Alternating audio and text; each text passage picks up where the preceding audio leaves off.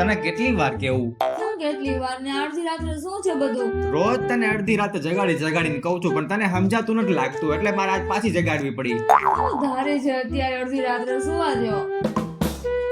આજે હું તને છેલ્લી વાર કહું છું, આજ પછી હું તને નહીં કહું અડધી રાતે ઉઠાડીને દિવસે ગમે ત્યારે. હું પછી કાંઈ કોઈ વસ્તુ કહેવાની નથી. આજે તું સાંભળી લેજે ને એનું પાલન થવું જોવે. બોલો ફટાફટ પછી હોઈ જાઓ. તને ગરમી લાગે છે કે ઠંડી લાગે છે, પેલા મને એ કહી દે તું. ઉનાળો ચાલે છે, આખા ગામને ગરમી થતી હોય તો મને ગરમી જ થતી હોય ને. તો હું પણ આટલો જાડો ધાબળો ઓઢ્યો છે. તો શું ઓઢું?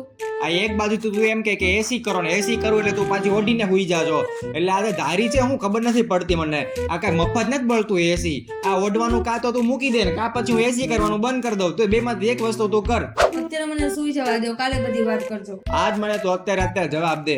અત્યારે મારે કાંઈ લપ નથી કરવી, મને શાંતિથી સુવા દો. ના ના, આજ તો તું મને જવાબ આપી જ દે.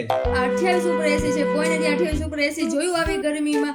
હવે કઈક પાણી પીવા જાવ હોય તો દરવાજો ખોલ્યો હોય તો કે ના દરવાજો નહીં ખોલવાનો, એસી ની હવા ત્યાં વહી જાય અને 10 મિનિટમાં જ તો કુલિંગ થયું હોય ને એને ત્યાં બંધ કરી દે રૂમ. આવું ક્યાં જોયું? લાઇટ બિલ કેટલું આવે છે ખબર તને? આ અડધો પગાર વ્યો જાય લાઇટ બિલમાં. મને કઈ વાંધો નથી, એસી આખી રાત હું તો ચાલુ રાખું. 28 નહીં, હું તો 16 ઉપર રાખું. જેટલું થતું હોય જીરો થતું હોય જીરો કરી નાખું. મને શું વાંધો હોય? તો તું ભરજે લાઇટ બિલ. આ તો કાલે તમે ઘરે બેસો, હું જઈશ કમાવા, ત્યાં થોડી શાંતિ તો મળશે મને. હા, હવે તો મને ખબર છે તારે હું કામ એવું કરવું છે. એટલે હું આમ ઘડીક વાર શું કહેવાય ઘરમાં બેઠો હોય ને તું આમ બહાર જતી હોય એટલે બધાય મને આવીને કહી જાય ને સંભળાવી જાય. સારું, તમારે જેમ કરવું હોય ને એમ કરો. પંખો બંધ રાખો, એસી બંધ રાખો, બધું બંધ રાખો. કાલે અગાસીમાં જઈને હુઈ જવાની છું. બસ ઈ હારામ હારું. કાલથી મારી પથારી યાદ કરી નાખજે અગાસીમાં.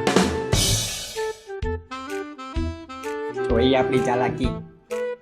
હવે તો છે ને લાઇટ બિલના દર વખતે 5000 બચ્યા અને એસી વેચ્યા હોય અલગ.